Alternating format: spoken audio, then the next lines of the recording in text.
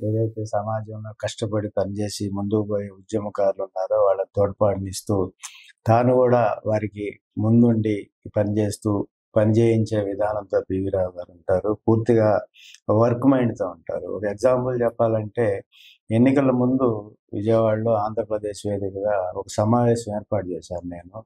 చాలా పెద్ద function hall అది. ఎస్ఎస్ ఫంక్షన్ హాల్ అంటే విజయవాడలో నంబర్ 1 ఫంక్షన్ హాల్. దాంట్లో ఒక రెంట్ తీసుకొని ఎక్స్‌పెండిచర్ భరించాలంటేనే అది మనకి ఒక వివాహం చేయాలంటే 10-15 లక్షలు ఖర్చయ్యే పరిస్థితి ఉంటది. అటువంటి దాంట్లో దాదాపు 7,500 మంది ఒక లీడర్స్ నాయకత్వం, మన అనేక ఉద్యమాల్లో ఉండే ప్రధానమైన నాయకత్వం పాల్గొన్న సమావేశం అది.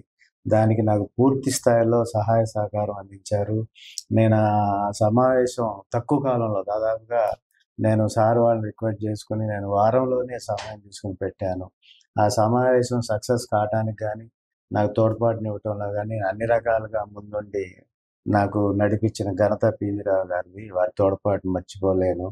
నాలాగా పనిచేసే వారికి నాయకత్వాన్ని బలపరుస్తూ నిలబెట్టి ముందుకు తీసుకెళ్లే నాయకత్వం ఈరోజు సమాజంలో కొరవడే పరిస్థితి ఉంటది. సమావేశం పెట్టుకొని పెద్ద సభ జరిగే సందర్భంలో వచ్చి హడావుడి చేసి, సమావేశం ఒకళ్ళు పెడితే ఒకళ్ళు చప్పట్లు కొట్టుకుని వెళ్ళే రోజుల్లో అసలు మనుషులు కనపడకుండా మన మనిషి నాయకత్వం వహించాలి, మన మనుషులు ముందుకు పోవాలి, మన మనుషులు ఉద్యమాలు చేయాలంటూ నడిపించే ప్రధానమైన నాయకత్వంలో పివి రావు గారు. ఈ సందర్భంగా వారికి శిరస్సు వంచి వందనం తెలుపుతూ